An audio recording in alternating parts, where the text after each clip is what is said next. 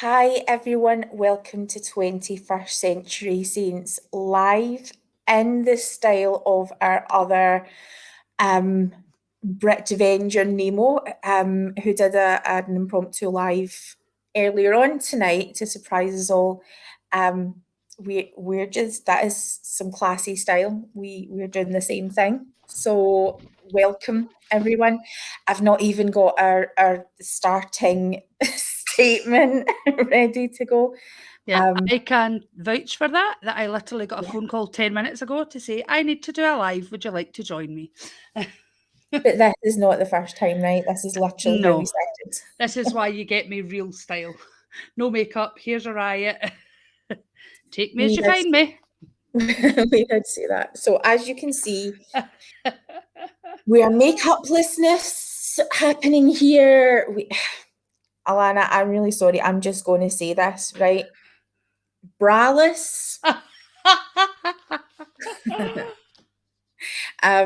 Porn shoulders are out. Well, mine aren't. I'm being a good girl tonight. And thank you, audience who are joining us already. We hope we don't shock you. That's my contribution. Alana's got a tattoo out. Hi, Richard. Thank you for those of you who'll be joining us, just to kind of explain what we're doing tonight. Okay. I'm going to assume by this point you know who we are, but let's just introduce ourselves anyway. My name is Jane. I'm your host, Jane Christie. We're doing this live from Scotland, just outside Glasgow, and I am just out of bed. I have been in bed all day, just like her. Just like our friend Richard is telling us in the comments. Leslie, I am braless. Is it for Father's Day? It's because of Father's Day, but that is not as cute as it sounds. We're going to fill you in a second, but this is going to be our most really, real, honest. This is where we're at episode yet. Jane is having a freak out. So how to process that? Let's jump on the internet, okay? This is my co-host, Alana Wilson-Bryce. Hey, how are you mentally tonight? I'm all right. I guess I've had a bit of a hissy fit last night and tonight, and earlier today, but I had my little one to kind of distract me a little bit. So we were having some dancing, and we were out playing football earlier in the garden, and so yeah, I've had things to occupy me from that. So yeah, the lighting here, I think, is in keeping with where my soul is. Gloomy and wait, Alana, where will we start? Where will we start? You're the one who wanted to do this, so what would your starting point need to be? Where do you need to go with this? My starting point is probably why I asked you to do this.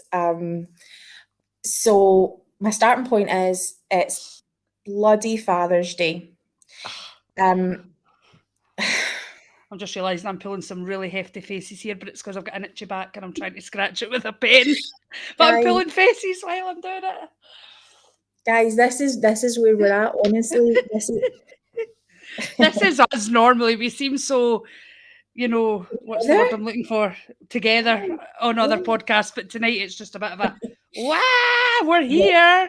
Exactly. This is really, really bad. I'm covered in midgie bites, and the thought. Okay, so we're going to talk tonight about some good things that have happened this weekend, and we're going to talk about OCD. We're going to talk about Father's Day. We're going to talk about some LGBTQ issues, and we're going to talk about faith crisis. All in relation to us. That seems like a lot, but you know what? I'm just gonna pour all of this out.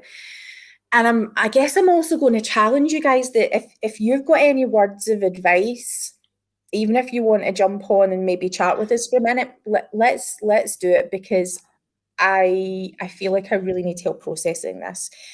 Alana, how would you say I have processed my faith over this past few years? Like, would you have said a faith crisis happens? Has happened? No, not with you, because obviously, like, I would say that I've had a faith crisis. And sorry, Peter, if you're listening, I didn't get a tattoo because of my faith crisis. Let me just put that out there.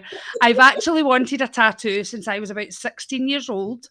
Obviously, in the back of my mind, there is that thing about what the church teaches, but the real reason behind it is I was a big scaredy cat to go and get a tattoo. I was too scared it was going to hurt. So it isn't to do with my faith crisis why I got a tattoo. I have always wanted one. Just thought I'd throw that in there. Yeah, and you realised where your pain levels were at. You learned a lot about your pain levels last week. I did, yeah. And so you So, went for it. Well done. And going back to your question, Jane, I wouldn't say you were in a faith crisis. Obviously, clearly I have been for, I'd say, a couple of years. Yeah, I would say for a couple of years I've been, I would say, I wouldn't even say that mine was a faith crisis right at the start. It was just like starting to question things and starting to look at things a bit differently.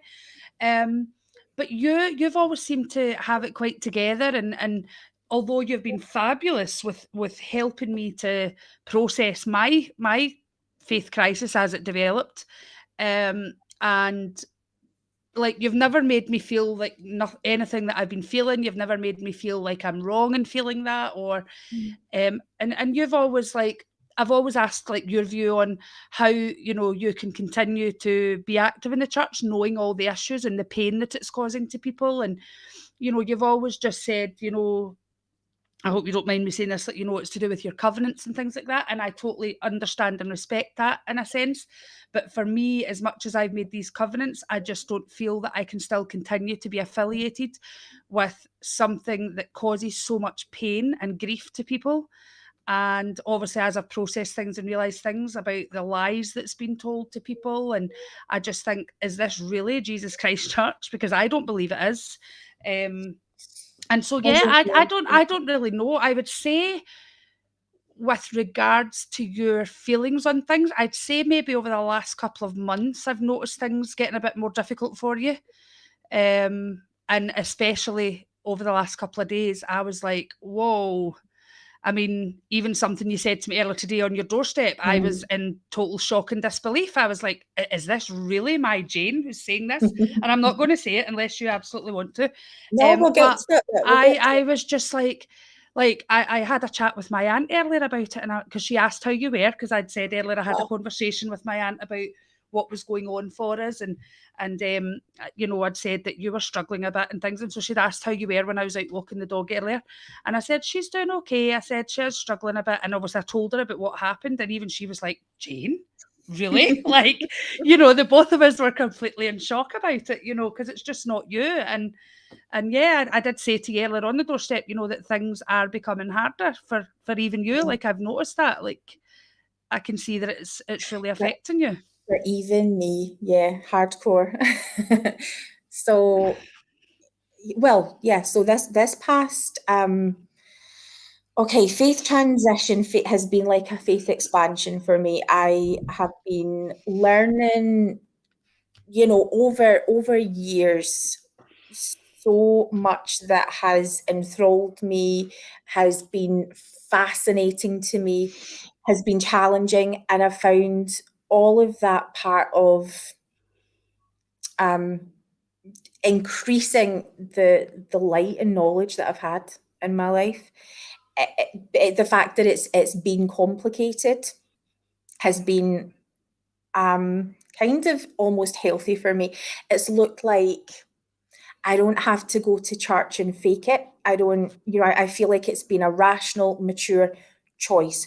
So when many years ago, after a period of being away from church, so as a convert, having a period of time away from church, coming back to church and choosing this, consciously choosing, despite all of the difficulties, choosing to be here, that this is where my spiritual home is. This is the language that I approach, you know, my spiritual life with.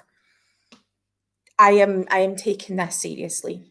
And so, and it would surprise me that people would love to read about church. People at church, you know, people in our ward, we have a tiny ward, and tonight is really uncomfortable for me because we're going to be talking about our ward, and anyone who knows us or knows our ward is probably going to know who we're talking about. And I don't like that, but this is where I am, and I'm, you know,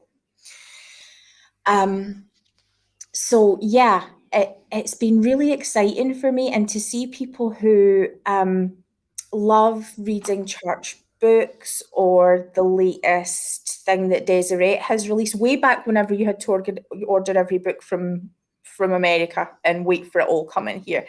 I just had this assumption that everybody was putting the work in, and they didn't. Whenever all of this stuff is like news to them, Mountain Meadows massacre, lots of truth claims issues, I couldn't have conversations with people at church about it.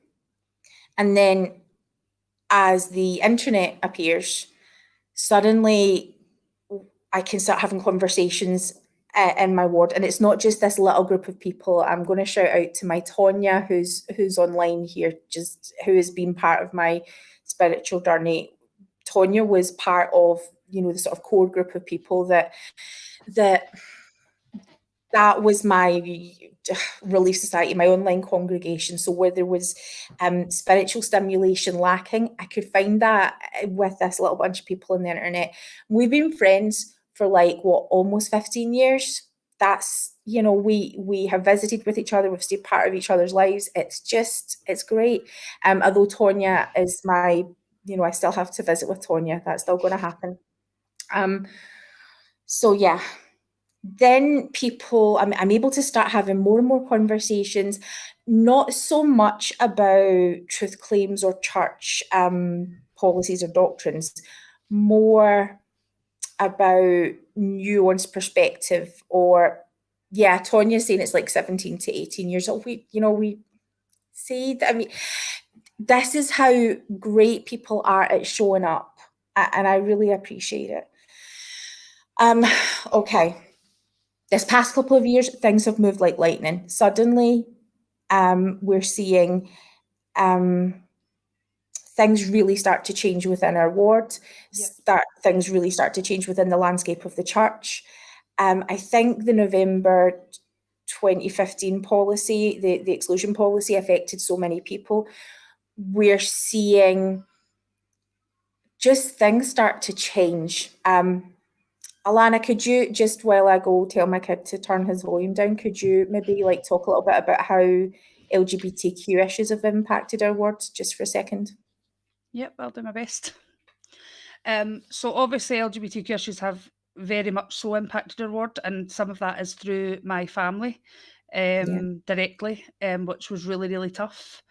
And I guess I knew about the policy and I totally did not agree with it, but I still figured that I was still better to remain at church. But as time went on, I then started to realise how much pain it was causing and how much pain it had caused. And obviously it was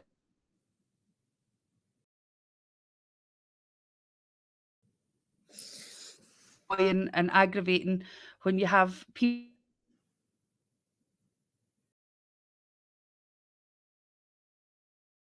It pains me because these are people I've grew up around. These are because obviously I grew up in the church, and so it's been very, very difficult to realise that these people have real, true issues with LGBTQ, and that really impacted me directly as well as realising that people I know and love are homophobic. Yeah. And so I think that kind of does bring us up to what this weekend has looked like. So the other thing, I'm not sure if I've got any internet issues tonight, guys. Just bear with me It's if good that. so far. Good so far. Yeah, I think I might have struggled to hear you a little bit. So anyway, so I also have OCD. And when that happens, we will do a mental health episode at some point, but when OCD manifests for me, it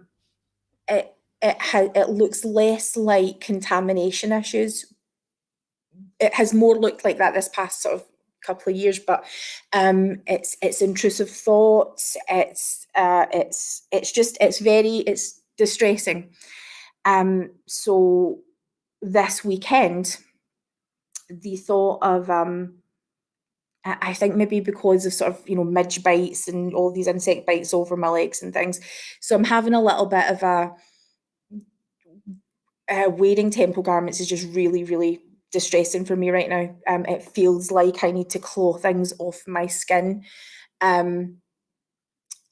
So yeah, visually, I think I look like I'm in the place where I am. Debbie saying I look sad. Yeah, I am really sad, and I really appreciate the support even before I've even sort of talked about what's happened. Okay. So this weekend, my eldest son has come home to visit for a few days, and we are, as a family, we're just so excited. And we've had a wonderful time being able to spend a bit of time with him. We're getting ready to celebrate our 25th wedding anniversary this Friday. We're going to be partying hard on Friday, and it's so life is good. Life is really, really good.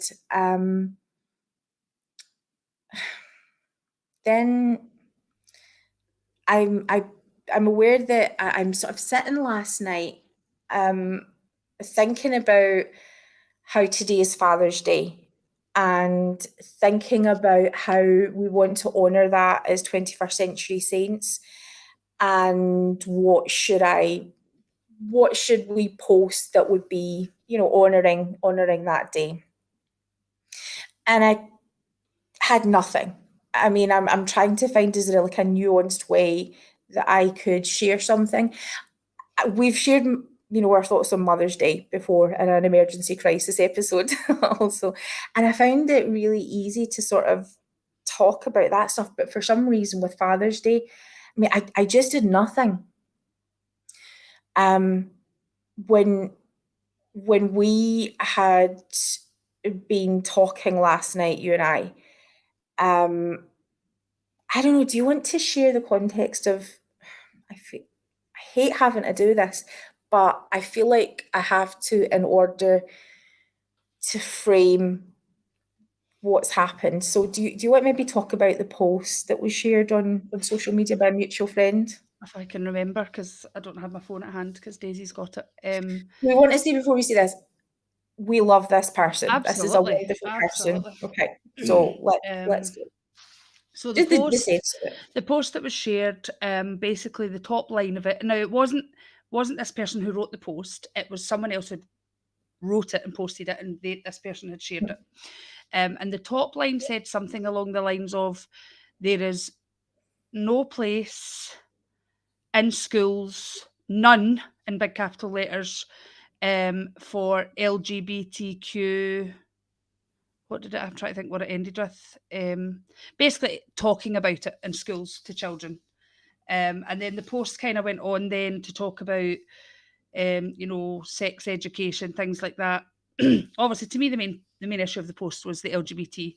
And it went on to talk about how, it shouldn't be getting taught to our kids. It's did it mention that it was a parent's place? Yeah, I'm getting a bit confused because I've had so many conversations. It didn't really. It was the original post that the person had shared had sort of mentioned. If I had my phone, I would just read it, but yeah. I don't have it mentioned the LGBTQ agenda, which we don't really ever clarify what that is. So I don't know whether it's world domination or what it is. Maybe it's just to turn the world purple. I don't know. They never clear that up. Yeah. But the LGBTQ agenda, and then how church is the place. They brought church into it, yeah. Sort of be learning about this. The whole scripture about calling good evil and evil good. Just it mentioned something about we as the church are not going to. It was something along that we're not going to stand for it, kind of thing like that. And I think that's horrible because it's okay to have your own personal view on something. Yeah, there are people out there who maybe don't agree with it, but to bring the church into it, I think that's wrong because I don't stand with their comments and saying that the church is going to roar and be heard and put a stop to this, because that's not my belief. So I don't agree with that. So how dare you speak on behalf of me? That's how I kind of felt. Like, it was angry. It was unkind. But they said that they have people, that's what annoyed me even more. This person that had wrote the post had said they have LGBT friends who they love. But yet they're saying this post. Well, this is what these posts do kind of tend to look like, right, I've got an LGBTQ friend and I love them, but they're dirty and evil and nasty, and oh my goodness, we didn't even put out trigger warnings for this episode, so I'm really sorry, guys. Yeah. And what happened after, so this is shared, is that a young men's president who served in our ward a few years ago messaged me to say, whoa, look, this that was taking a big swing. What it had sort of concerned him that, you know, in a tiny ward, knowing what he knows about how it would affect people like your family. Yep. I think he was just kind of like, well, that's a lot. And this, I mean, you know, I'm going to share your first name, Ryan. You are amazing. He always stands for what is kind and right, and I appreciate that so much. And the fact that he was a young men's president, serving some of the people in your family who have since come out over the past few years, he was able to sort of recognise that about these boys that he'd served and loved, who are part of the LGBTQ community, that it's going to hurt them, it's going to hurt their family, and, you know, that there are more. And I just really appreciated him for doing that. I thought that's so cool of you for showing up. And it heartened me a lot. And I don't know, I had posted something sort of in response, which I don't normally do, but, you know, sometimes you do have to show up. And I had, you know, kind of said, you know, well, with the amount of violence that happens towards the LGBTQ community, I'm kind of glad it's been taught in schools. There then would go on to be, I don't know, a series of posts where people who are LGBTQ were expressing their heart at it, and they just couldn't back down. And then other people I thought were allies were given really thoughtful responses that were going to, what I mean by thoughtful is they thought a lot about it clearly, but were going to add to the pain of those reading it. And so that takes us up to, you know, through the night last night, where I'm speaking to people that this message has personally hurt and affected, as are you. And these wonderful young people are pointing out, I grew up with, you know, with these leaders. I grew up looking up to you, and this is how you see me. This is how you feel. And I don't know.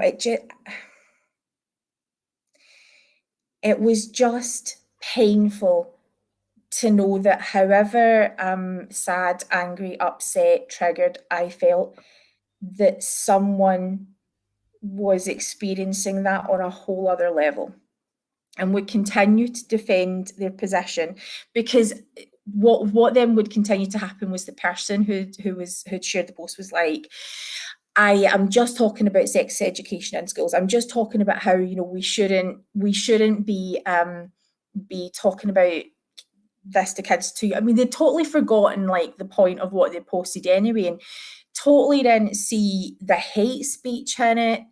None of that. It was just so unkind. And you similarly were up through the night messaging with people it had affected, right? Yep, absolutely. And just mourning with them. And you know, the worst thing is when you have people who are thanking you for standing up. Like, that isn't the most basic thing you can do, is just show up and say you love someone. do you realise how little we have to do for someone to be thankful for just not being horrible online, for just seeing them? Mm-hmm. I just want to talk a little bit, about from the angle. I mean, obviously, I've seen it from the whole perspective, but the thing that got me was, in response to the comments, they were saying that it was nothing really to do with the LGBT. It was more to do with the sex education and things that's been taught to our children.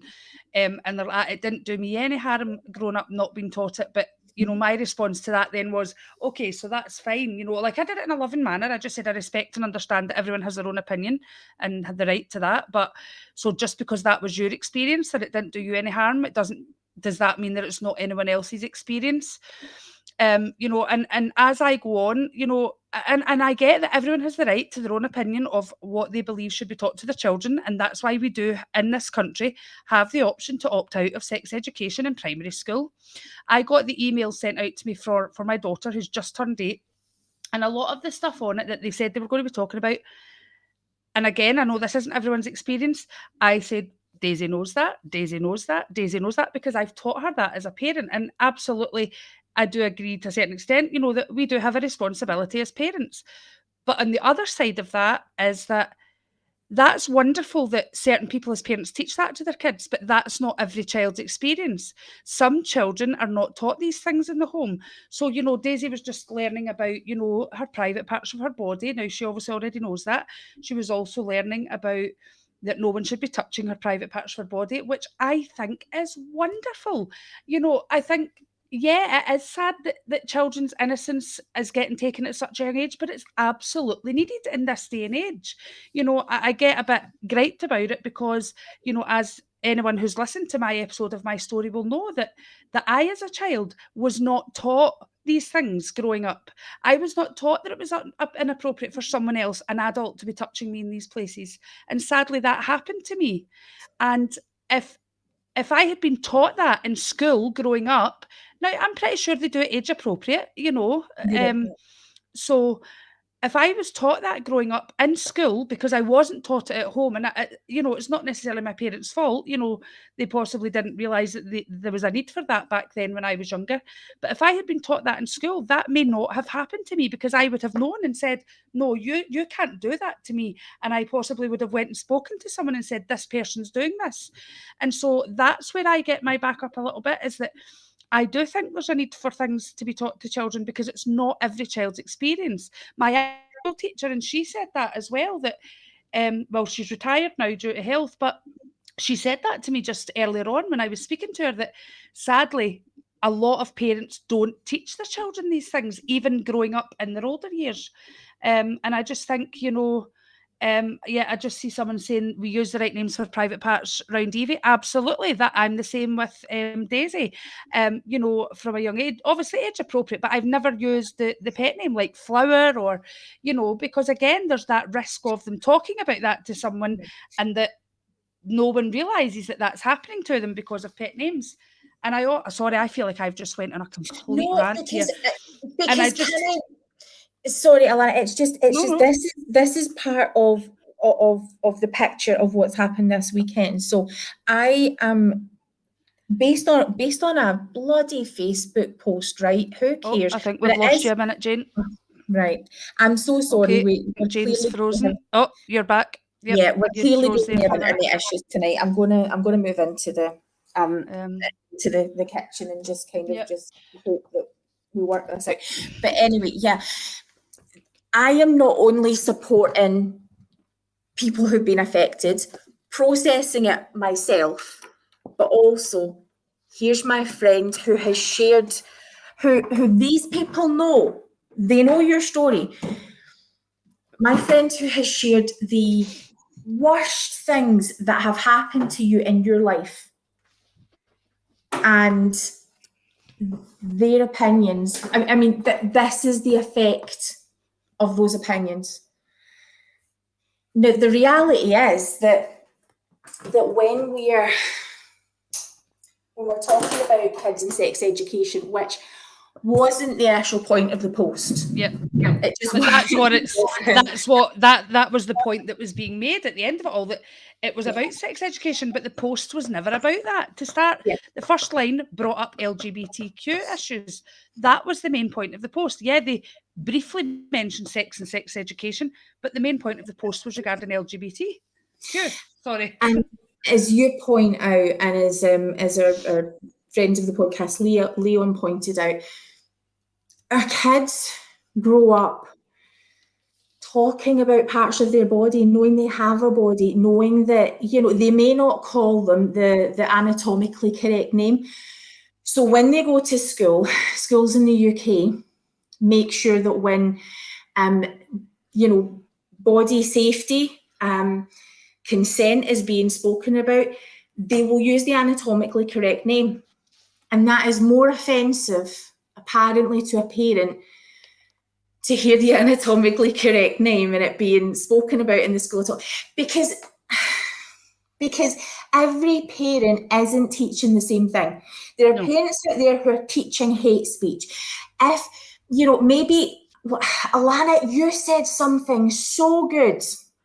And I have to say, we didn't spend the night commenting back and forward on this. No. This post. You made a couple of points that were just wonderful, but you had pointed out that just because you don't feel personally harmed by what you're posting on Facebook or your lack of, you know, support for how sex education is being delivered in schools, just because you don't feel harmed does not mean that someone is not harmed by this.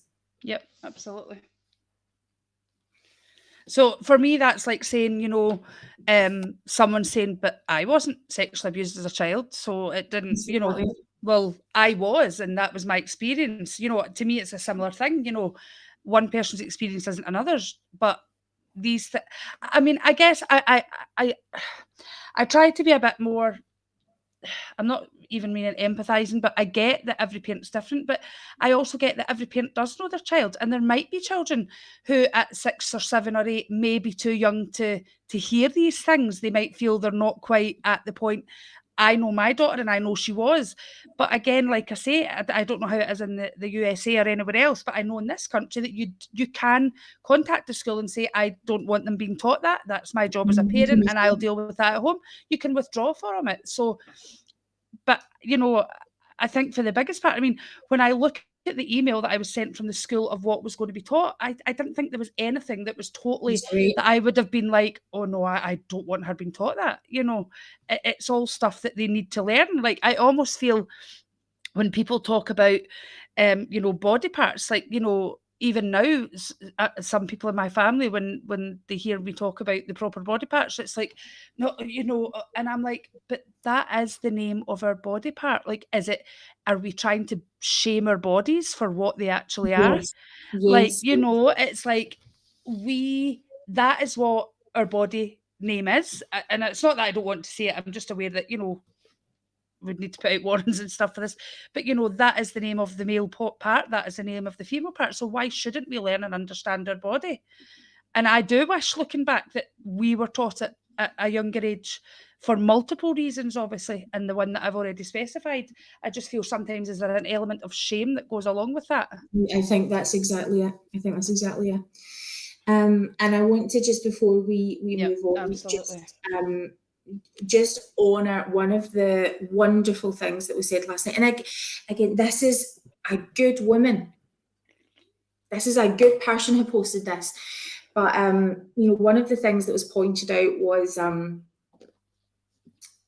the fact that the LGBTQ, the dialogues around LGBTQ issues, and teaching kids about relationships, their bodies, it uses LGBTQ issues to sexualize the discussion. And I had really appreciated. I'm kind of hoping to maybe have a discussion about that, because but you know what, I'm going to step back for just now. So that was last night. Yep. So I want to give context to what church has looked like. And you know me, I don't mean I'm emotionless, but I'm really quite restrained. My emotional days are way behind. I do enough crying for both of us. Because you just feel it for everyone. That's your superpower. Okay. So if you guys watch the pod, you'll be aware that I have an amazing son who is 22 years old and has special needs and is unable to leave the house and is very frightened of leaving the house. And he used to love going to church. When he would sing, the whole congregation would turn round because, you couldn't miss the fact that this boy's singing with such joy. I think more people need to take a leaf out of his book. Yeah, right. Well, I mean, that's what people would constantly be saying, who would hate to leave church, who loved the prophet, loved hearing about the pioneers, Don't know why. So you can never quite tell what my boy's gonna love. You know, the reality for us has been that, again, it's something for an episode, but I realise how much of what's happened this weekend is relating to my job and being there to support him. There isn't anyone to show up from in the way that I have to do except for me. I'm his person. But there isn't a place for him in church. And you know, when he was going into the young men's program in primary, he had such amazing support. You know that? It's so good. He knew what to expect. There was a formula to primary, and it was safe and good. And he made his first friends in primary, like ever, not just his first church friends. He made his first ever friends when he was like 10 years old, because no one had been his friends before. You know, the Sunday that he turned 12 that week, and he was so excited to be at church. And we were sitting in sacrament meeting, and he was just, bouncing, just getting ready to kind of just jump up and go, because he really thought he was going to be able to pass sacrament, but no one had told him that he couldn't. He's not baptized, you see, because he doesn't need to be baptized. And he just thought he was going to be able to do that. And when he couldn't, he just looked disappointed. And I just kind of ignored it, because I didn't know what to say. He wants so little to do the world. He needs so little from the world that when people don't forget him, it's such a big deal. And anyway, not too much longer after that, life just got harder and harder for Ronan. The youth program just wasn't adapting for him, and so his world became smaller and smaller and smaller until it's just his room. So my world became smaller and smaller and smaller. And you know, the one thing that, having chosen church every time, having had really powerful experiences that have supported me when I've been at my lowest, I felt what I understand is the power of God in my life. And I swear it's kept me alive sometimes. That's how I've experienced it. But I remember sort of saying that if someone took that away from me, that would be the last blow. That would be the thing that I don't think I could recover from. So I approach my faith very methodically, knowing what a big deal it is, but also knowing that I need to see things with my eyes wide open, because I'm choosing this. As my world became smaller and smaller, along with Ronan's, knowing that church, it would be awful if my faith was taken away from me. It's taken away from Ronan just fine. So when he's really excited, he bites his wrist, and the sound it makes to hear it, and he's bleeding. And then whenever he sings, can you imagine how he sings? I think of his hands pierced and bleeding to pay the debt. He sings it with such joy because Jesus gets it.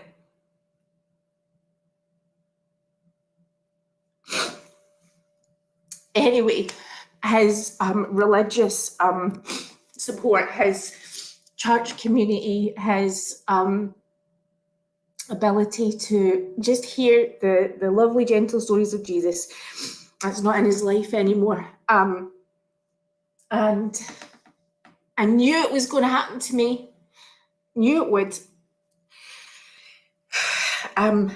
So towards the end of last year, no, 2 years ago, oh my goodness, hasn't COVID just totally changed how we see time? Okay. Winter is a time when it can be difficult. If there's a time I'm going to miss church, it would tend to be winter. We're on a hill and snow here and stuff like that, and transport issues. I don't drive. We live in a village, just a whole other area away from the town. There's no bus transport, so that early in the morning, sorry. So it can be tough, but yeah, it's tougher to get to church in the winter. And then OCD. So in maybe like the past, what I would say 5 years, if it snows, I freak out, right? A few years ago, Yep. Here, there was a really, really bad snowstorm that just like people woke up one day and it's like, what's just happened? We sent our kids off to school and the schools just within a really short time were all closed. And there was a special needs school, which was in Glasgow, and the special needs schools, because the kids who are in school now can no longer get home, the teachers were having to keep them in. The teachers were having to stay overnight with these kids because the snow was like just nothing we had experienced. There were kids on the motorway who were still on the school bus from, like trying to get them back home safely, who were stranded, who had their teachers and bus drivers, staying with them that whole time. I remember feeling so afraid that could ever happen that either Ronan couldn't get to me or I couldn't get to him. OCD started happening around snow. So like, and Alana, you get this all the time. Like if there's a flake of snow in the weather report, I'm like, Alana, please, you're not going to go out. Even if it's just really torrential weather, like you're like, please tell me you're not out driving in that. Please tell me you're at home safe. Right, honestly, and it is just. So those are the intrusive thoughts that start to happen. I start to become obsessed with I'm looking at the weather report obsessively. Yep. And so often, so winter can be tough. Never mind the real stuff about getting out. There's also the the fears. So the year before last, we're now getting into December, and there is weather anxiety that's happening, and I get diagnosed with an autoimmune condition, and I am sleeping constantly. Like I think I'm awake for like maybe 4 hours a day. I'm in recovery from some issues with with my dad, which we're going to circle back around to that, people. But it was a messy, messy period of time. So when COVID hit, I hadn't been to church for 5 months. Since we are now meeting again in person, and during this time, I'm listening to women, especially all over the world, talk about how it's such a relief to not have to go to church, and wrestling with issues around that. And I get it. I still would choose to be there, because that's where I want to be. So I spend every week planning to be at church that Sunday, and I don't ever get there, because Ronan is up so many times during the night, and it gets to like 8 in the morning, and I realise I can't function. I'm going to have to go back to sleep, especially because when I get back, I still have to look after him, and that's before we even talk about childcare issues. So I haven't been able to get to church like 20 months. And even with all of the difficulties and all of the things that we talk about on this show, we're able to go to church. So yet again, last night, like every other weekend, I'm building up my hopes. I'm planning to be there. I'm letting the kids know. And we have a night like we did. And Ronan is up in the night again. And so I jump onto online Zoom, because at least now I can get to see it. Nobody's bringing sacrament. Nobody really, I don't think many people really think about it. We still manage the ward pages, right, pretty much, and stuff like that. I mean, we're like as involved in the ward as you get still. I may not attend, but I still take to do with the ward page and right. stuff, yeah. But I guess what I mean is, like, as much as I've been able to participate on Zoom for the most part, just haven't been able to have that experience for a really long time, unless it's been online with Community of Christ. And I miss it.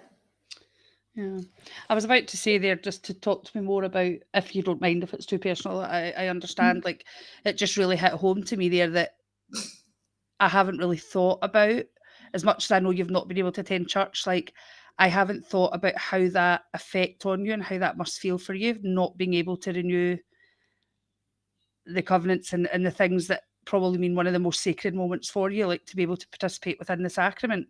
And I think sometimes that, now obviously I get COVID, especially at the start, it wasn't feasible, but how even for the weeks before COVID that you've not been there, that we should be doing more to make sure and ensure that you're able to have the sacrament within your own home if you're not able to attend church. Yeah. During COVID, can I still say home teachers? Would you mind if I still Yeah, say no, absolutely. like, I feel like we're just calling a banana an apple. It's, so yeah. I mean, they are older, like in their 80s. I there's no way I would have had anybody come over. We're self-isolating, we just, so yeah. While I would have loved it, I wouldn't have done that.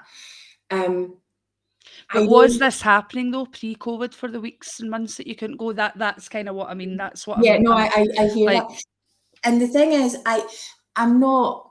I feel like we, especially in Scotland, I feel like we can get very superstitious about sacrament. We have to go and take sacrament, or this really bad thing's going to happen. That's classic OCD for me.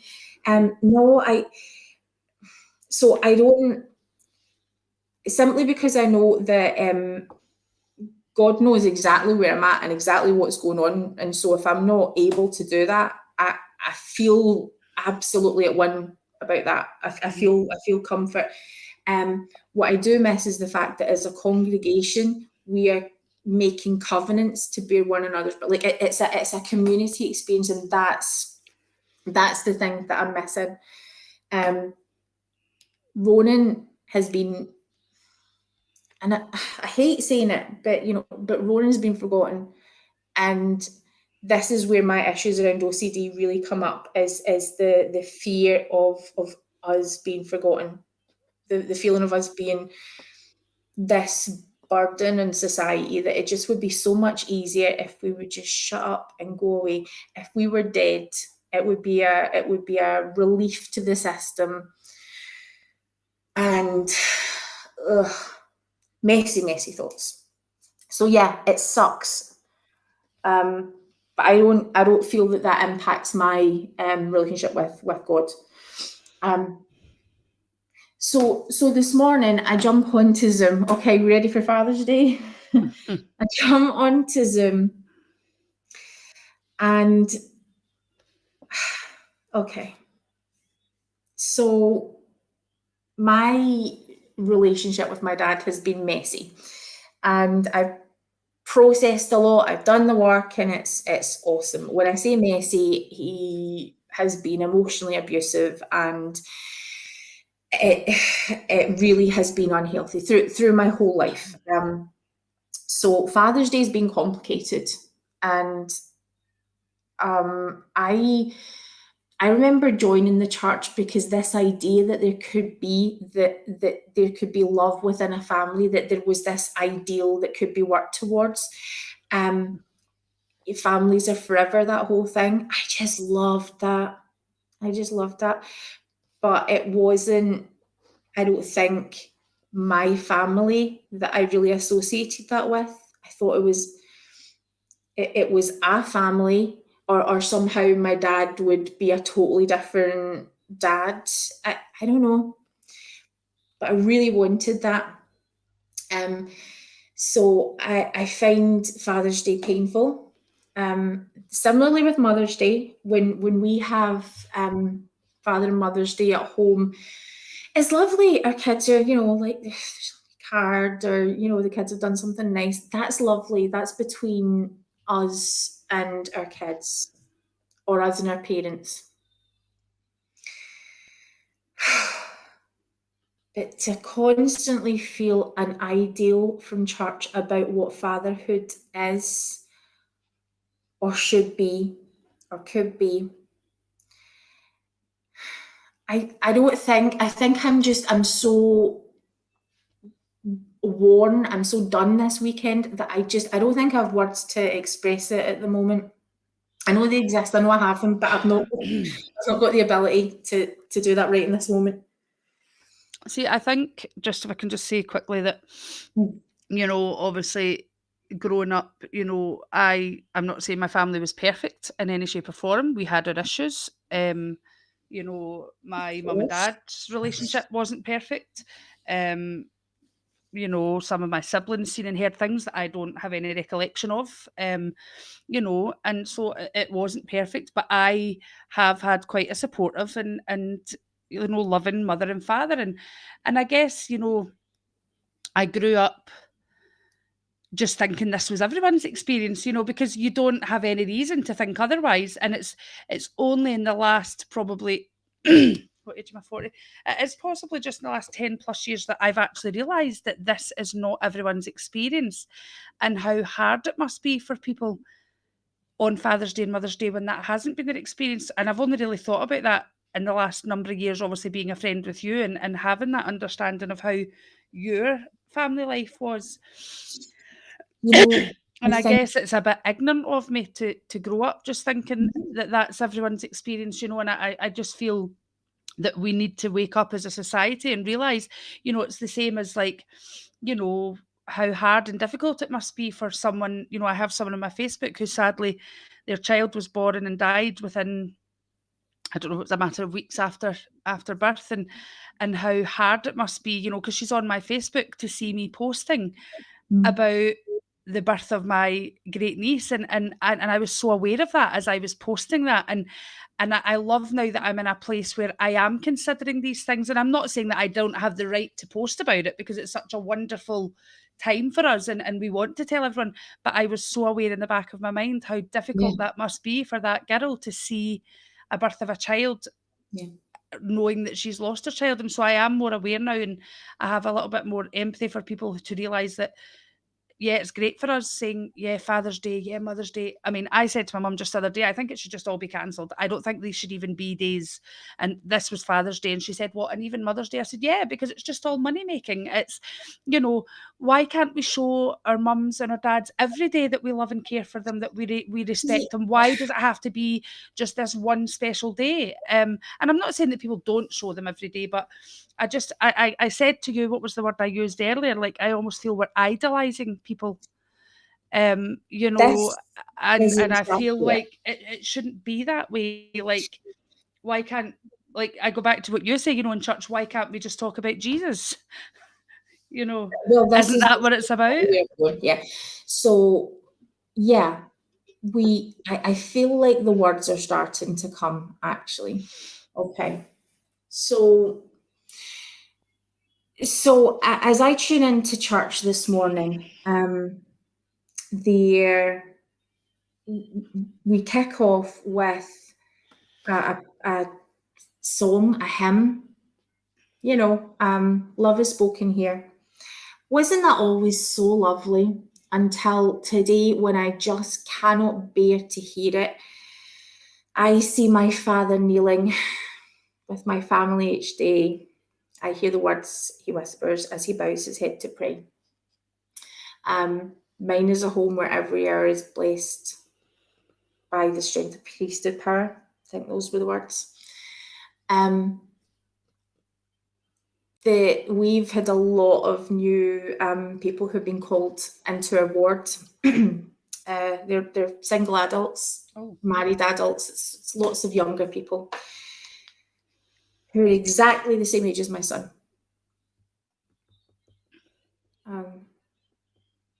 Still forgotten about. There'll be no reaching out to him because his name doesn't even appear in the ward list anyway. But yeah.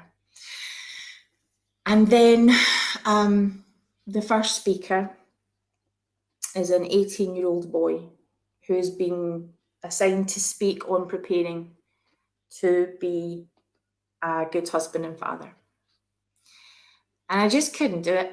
I think I might have broke the laptop. I just slammed it shut. There was a profanity. Yeah, and just for Charlie, if he's watching, it wasn't her new laptop. It was an old one. My husband is, just needing that reassurance. So here's what's happening.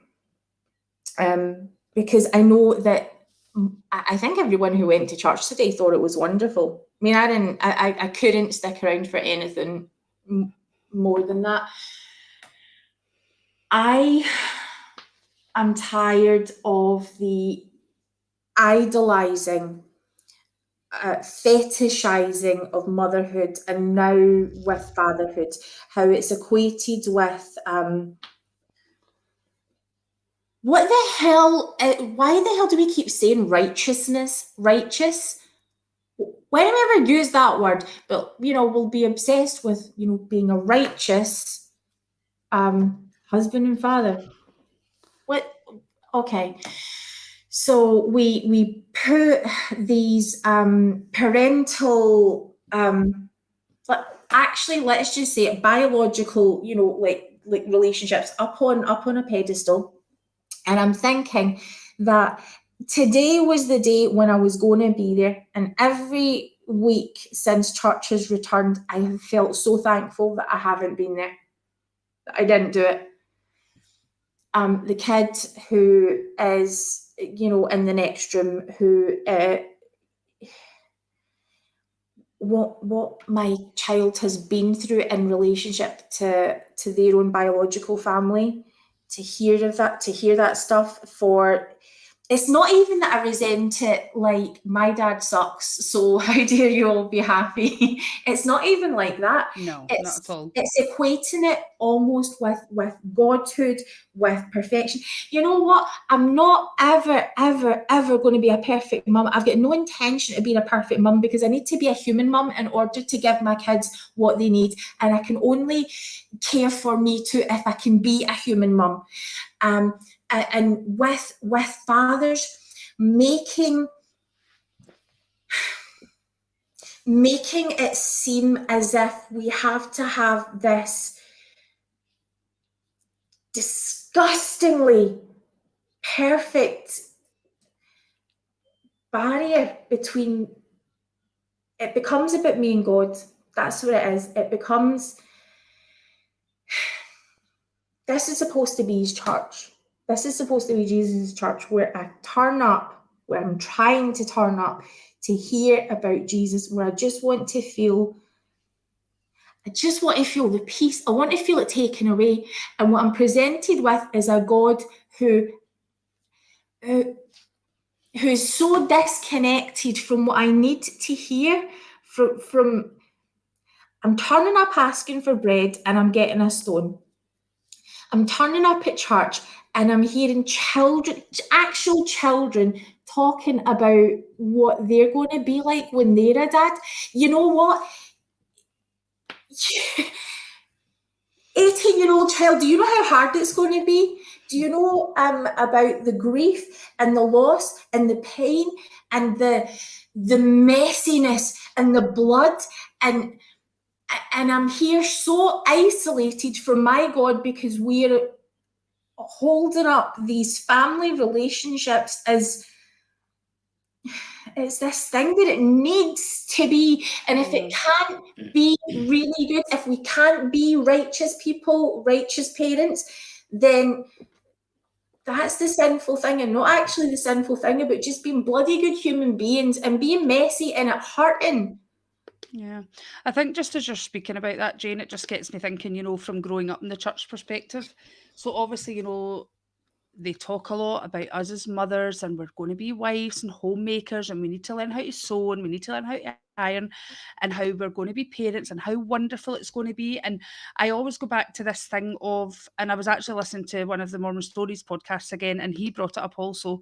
The boy, I can't remember what his name was.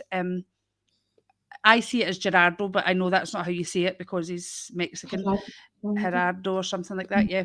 And he said the same thing as like, well, I feel like we go to church and we put on this false pretense of how our life is, how wonderful it is. So, you go growing up in the church, you go to church and you have this wonderful idea of how motherhood's going to be. And I wanted nothing more in my life than to be a mother. I love kids. I was always around kids. I was called the Pied Piper growing up because if you're looking for your children, find Alana and you'll find your children. And, I had this idea of how motherhood was going to be. And by bloody hell, and sorry for saying that, was I wrong. It's nothing like you grow up believing it to be because of, like you say, there's such all the things that are put on it is how wonderful motherhood is and being a wife and a mother and it was a shock to my system. I love being a mum. Like I say, I'm not the perfect mum. I get it wrong so many times, but it isn't anything like I thought it was going to be. And I think this is where we need to stop doing this to women to make it something that it truly isn't. And I'm sure there's plenty of mothers out there who feel the same as me, that motherhood's not all it's cracked up to be. And as much as I love being a mum, sometimes I hate being a mum, and I'm being totally honest. Sometimes I hate being a mum because of the responsibility. Now, Daisy's dad and I are no longer together, and for the past 3 years, he's not seen his daughter. I've had to do it alone. I've had to be mum and dad. Now, she's just started seeing him again, but, and that's the thing that people need to realize. Now, I'm not saying it's all women. There are some women who also walk away from their children and the father's left to be a single parent, but whichever way it is, we're left to deal with that. And like you say, the pain that comes from being a parent, the worry that comes from being a parent, I'm like, I said as a generalization, if I knew life was going to be this hard, I wouldn't have signed up for it. Would I change my daughter? No. But I'm being honest and vulnerable here and saying there are times I hate being a parent. I hate it. I sometimes feel like my life would be so much easier if I didn't have this responsibility as a parent. Would I change it? Probably not. But it's bloody hard. It's not all it's cracked up to be, like growing up in the church, that you think motherhood's going to be so wonderful and so amazing. And it's not. It's not. Maybe for some And people it is, but I don't believe it is. I haven't spoken today. I wish my husband a happy. My husband works in London, just so that you know. I just realised how this was going to sound. And so I wished him a happy Father's Day when I spoke to him earlier today. But I haven't been able to post about the wonderful, wonderful job he has done and does, because this has become so big that Father's Day hasn't been able to be about just appreciating him. I went back to sleep today and only got up out of bed because I just couldn't do it. I just couldn't do it. You came over to visit with me, to hear me out, and whenever you have those experiences that just drain your soul, that are so bad that you can't even look after your own kids. Yep. That's what the Sabbath has been for me today. That's what Father's Day has been for me today. I'm struggling to function. I'm anxious. My OCD is it's just brewing there. On a weekend when I'm super happy, if I were to be able to speak to God face to face, I love that I could just lay it all down and tell him that sometimes, maybe most of the time, I feel that he really sucks, that I need God to show up in person, that these barriers to me being able to feel, to be able to parent, this really, really sucks. And there are times when I really want you to step in and you don't step in. And as much as we could have these huge doctrinal lessons about why God's going to step in, it sucks. And when I get to speak to Jesus and wanting to ask him, this is your church. This is your church that we show up and we even get to spend the day talking about not you. I go to church and I don't find you. Look, why are you hiding?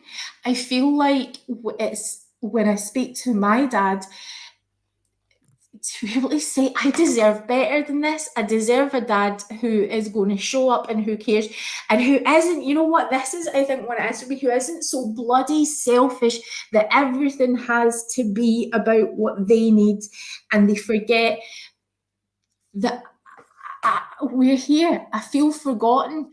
I feel trapped. I feel like, I feel so angry.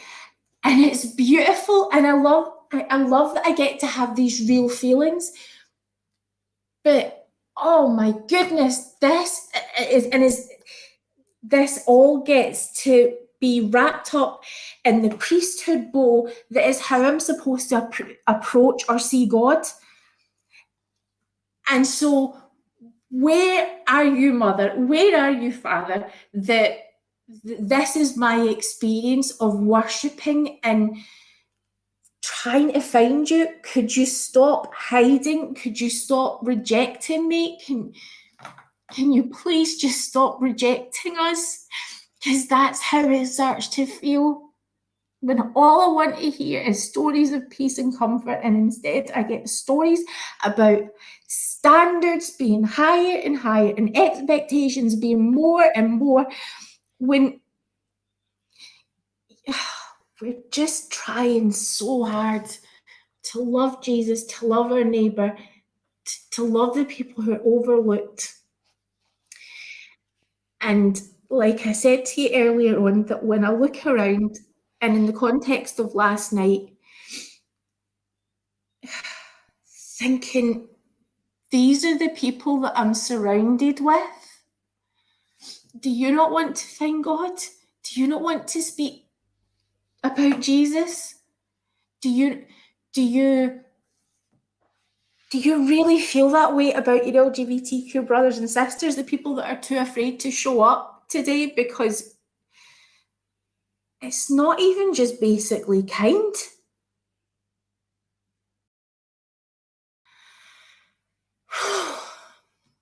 I don't know what to do with that today. I really don't.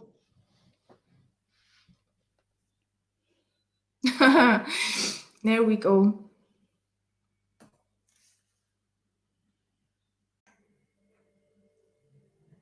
I'm just really thankful that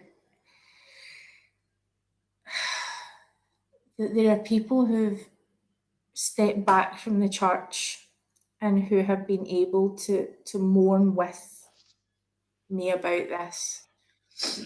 That there are people who are in the church who mourn with me about this, and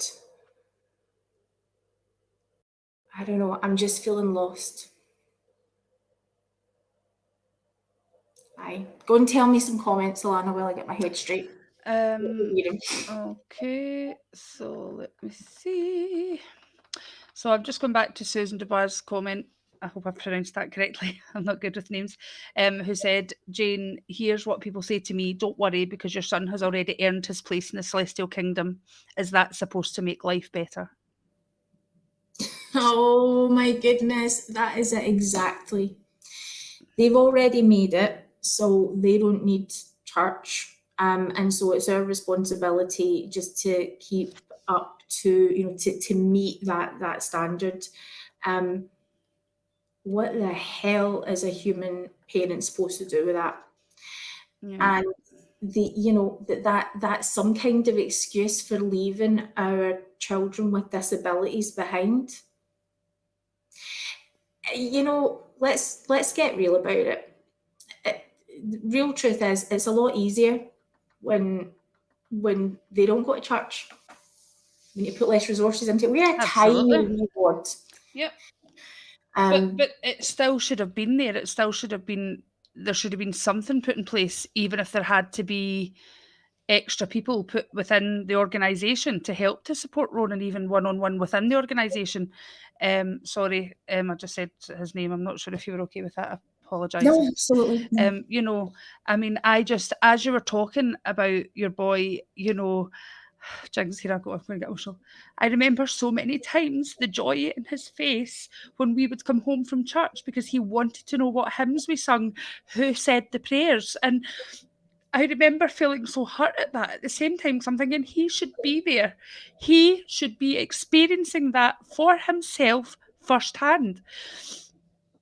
And I think, why can't we do more to support people? I've never told anyone this before, but do you know what? I am. He remembers the people who go to church. And every time that I've been, I come back and I make up the names of the people who I tell him are asking for him. I make it up. And he's so happy.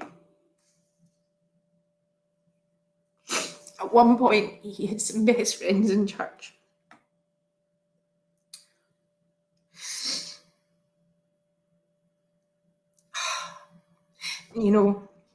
This pain and this anger it feels holy to me. It feels like God proves it and understands it, and being angry at God, at how the church, how church experience is. I don't feel like I'm being sinful in talking about it. I don't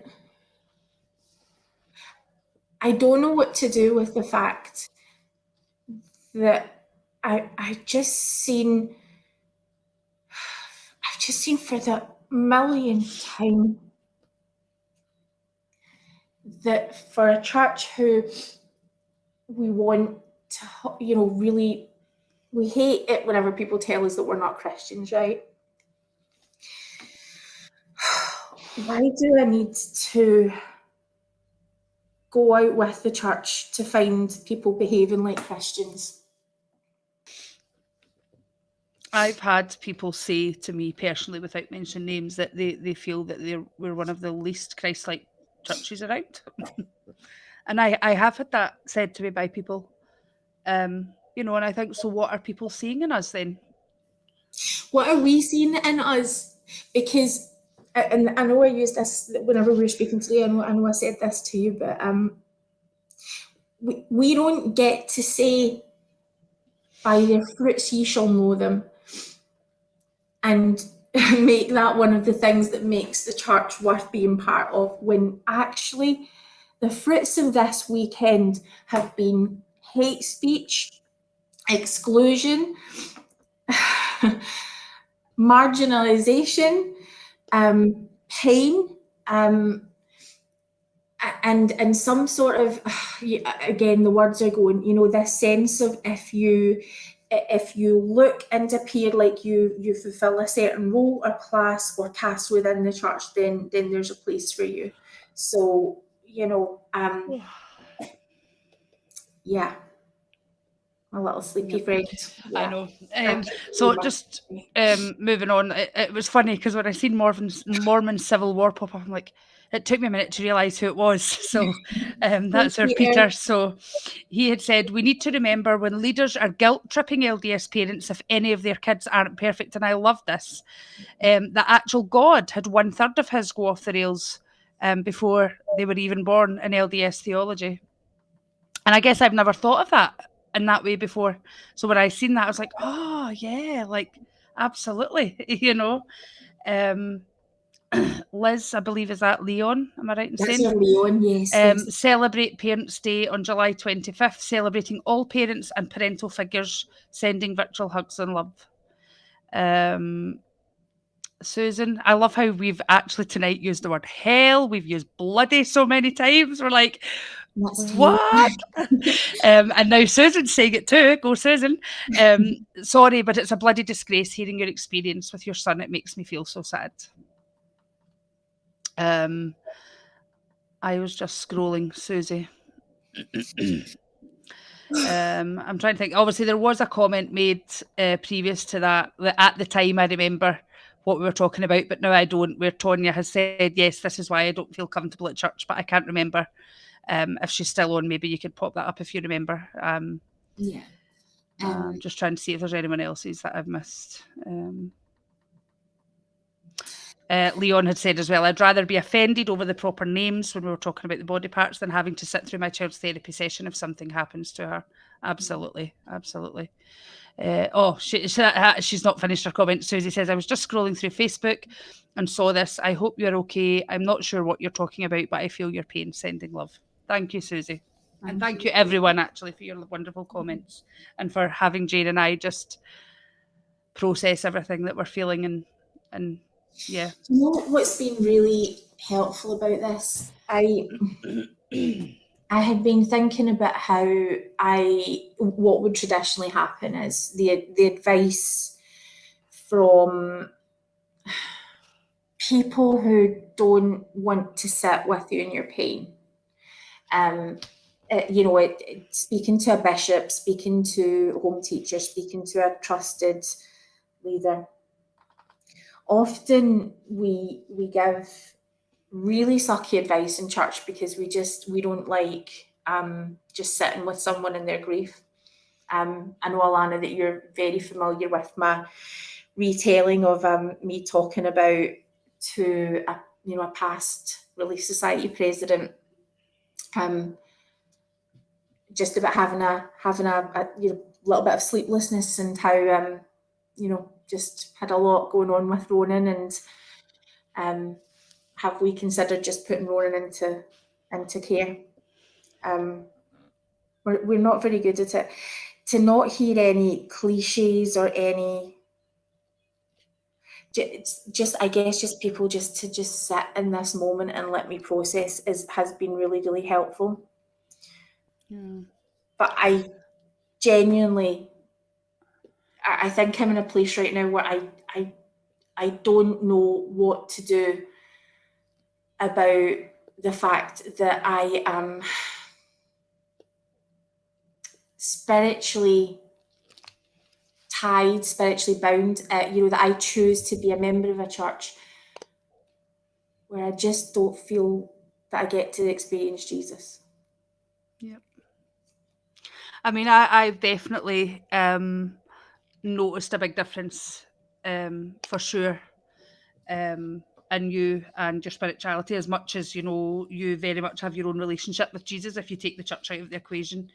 But when you're looking for that within your organisation, and you're not finding that, how painful that must be.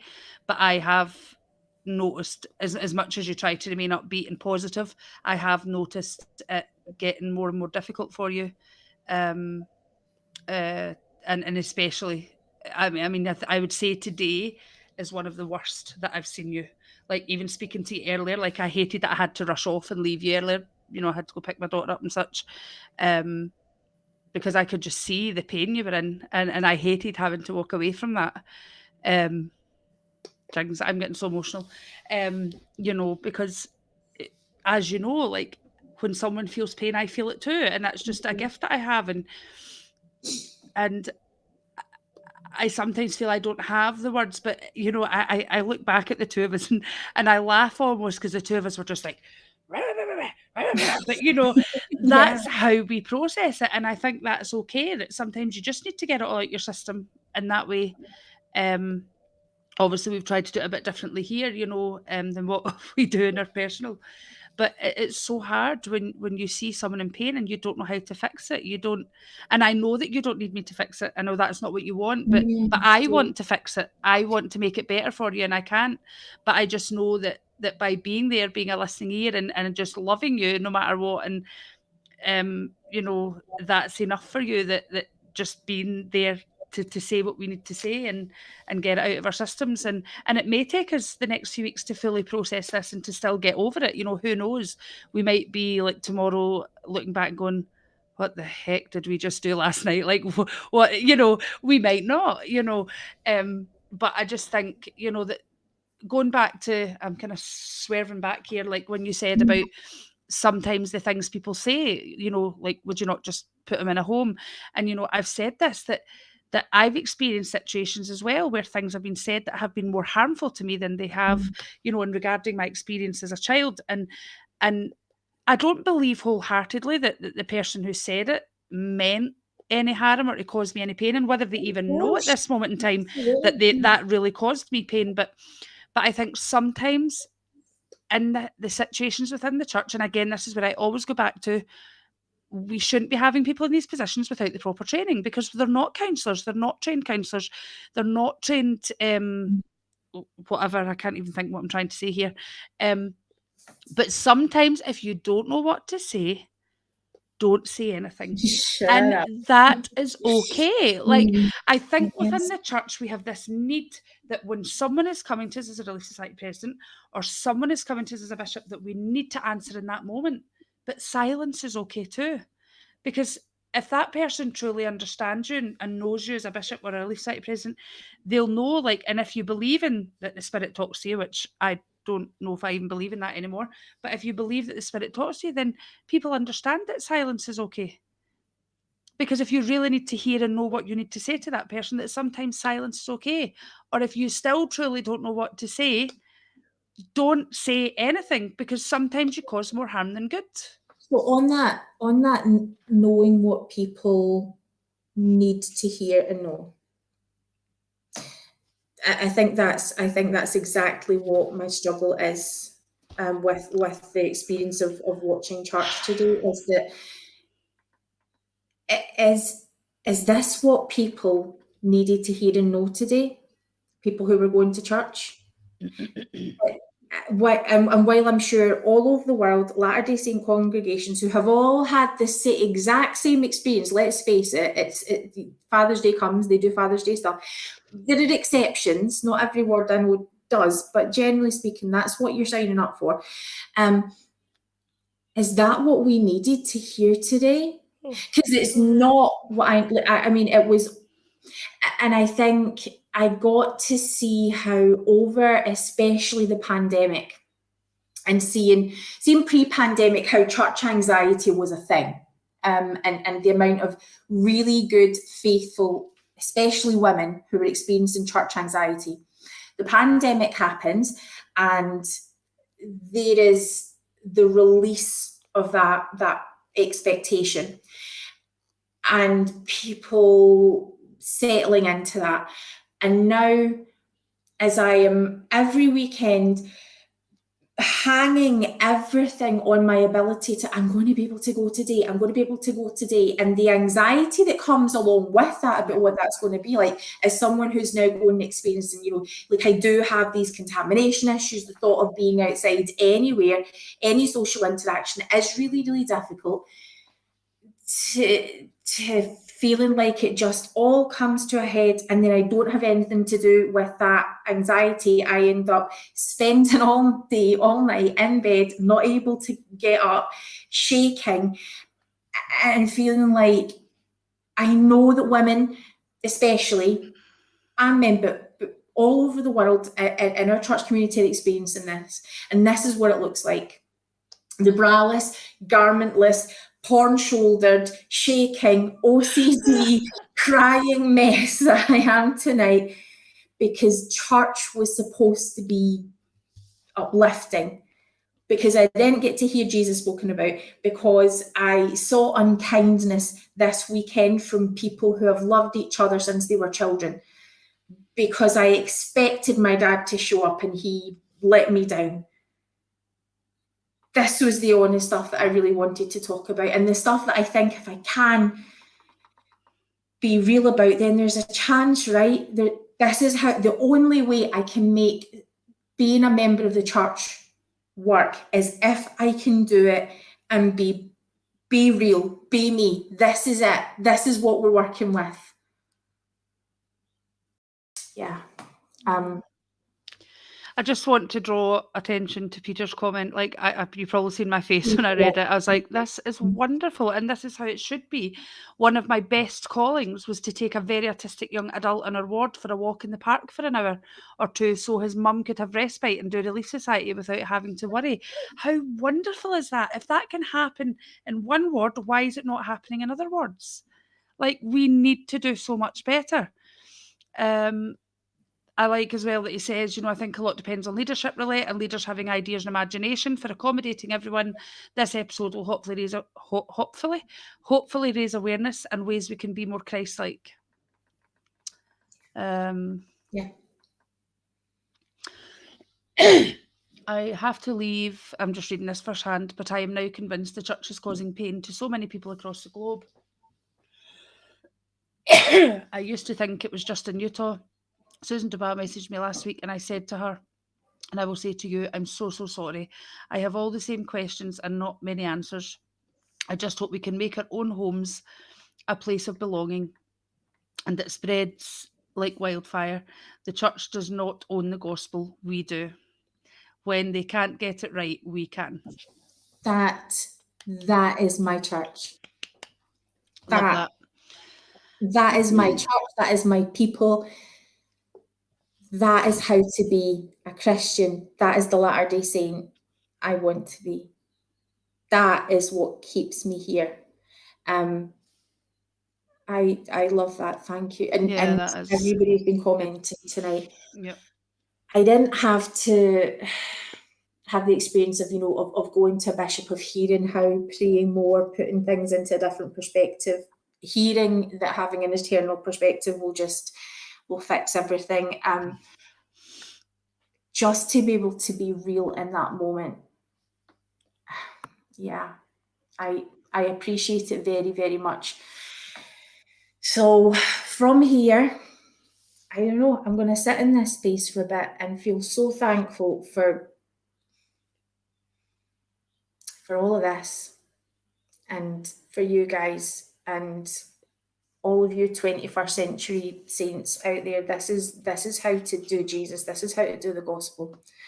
And no freaking out if someone is feeling so hurt and wounded by their church experience. I don't know. Maybe I just need the church to change right now. Maybe it just all got a bit too much there, but yeah, I'm okay in this place. See, I think that's something you've said, that you hold on to the hope that the church will change in the future. But I've said, but why can't it change now?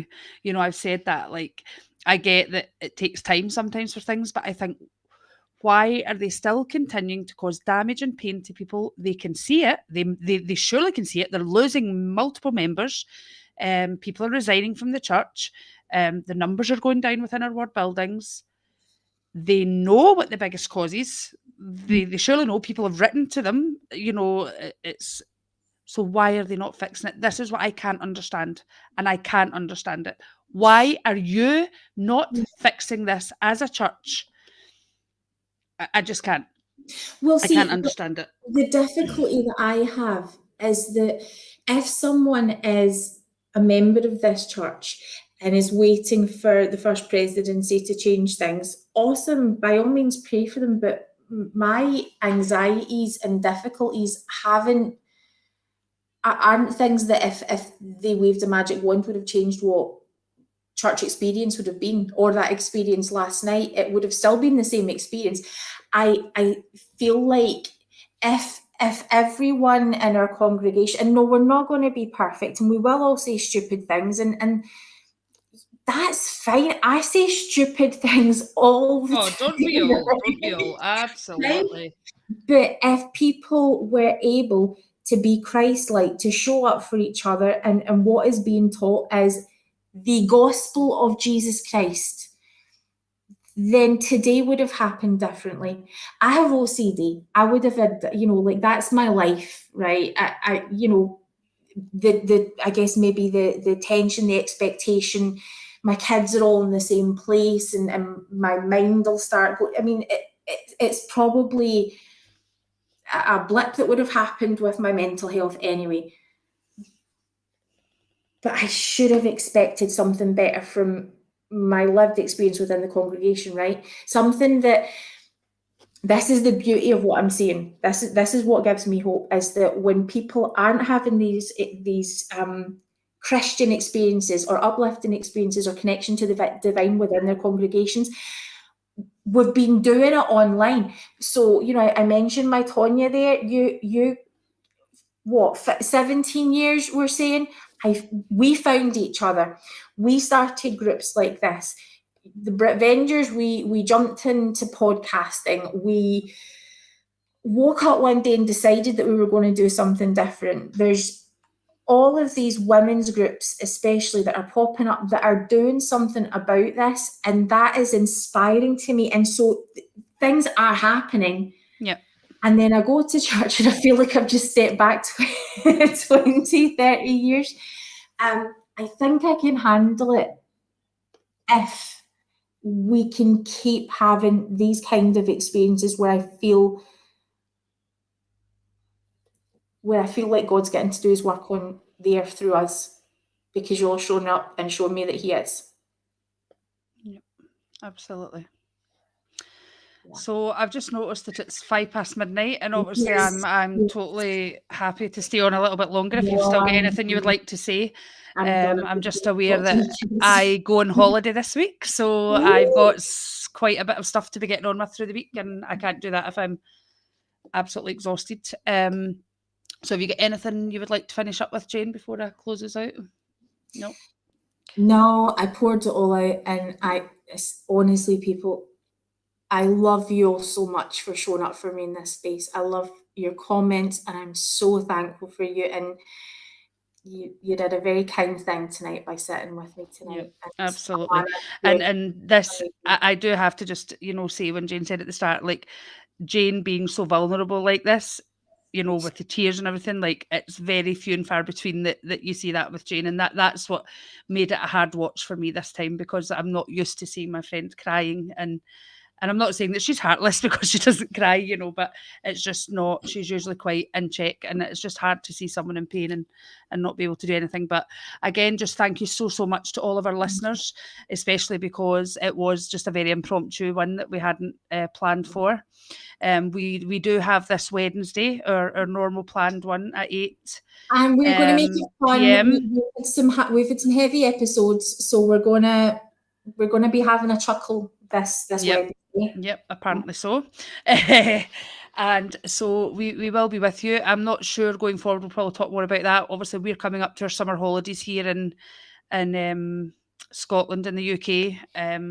So we may be looking at taking a little break, maybe for just even a few weeks, just to let me spend time with my daughter and not have to think, oh, I've got my podcast to do this evening. But we will keep you all posted on that as the weeks go on. I mean, if Jane feels she wants to do some without me, absolutely go for it.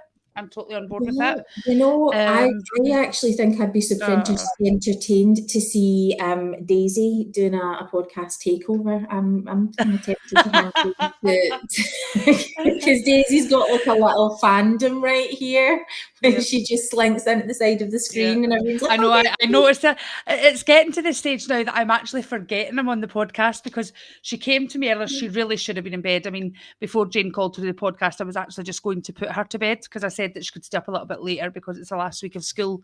And then I realised I'm like, oh, I'm on the podcast. I did it again. People's going to see my annoyance at my child. But that's real life. That is real life. And anyone who says they don't get annoyed at their children, I don't believe you. No, this has been the real episode. Father's Day sucks. To all the people who have been showing up for their kids, and for being that for other people, and the mums who are pulling double duty and doing it for mum and dad. Absolutely. So again, thank you so much to Jane, and thank you so much to all of you. We hope that you'll be able to join us on Wednesday at 8, and if not, you can catch us obviously at a later date on YouTube or Facebook, and then obviously when we upload to podcast, which is usually within a few days, you can catch us there. And so again, as always, we bless your journey, whatever that may be. We love you all, we appreciate you all, and we look forward to seeing you on Wednesday. Good night, everyone.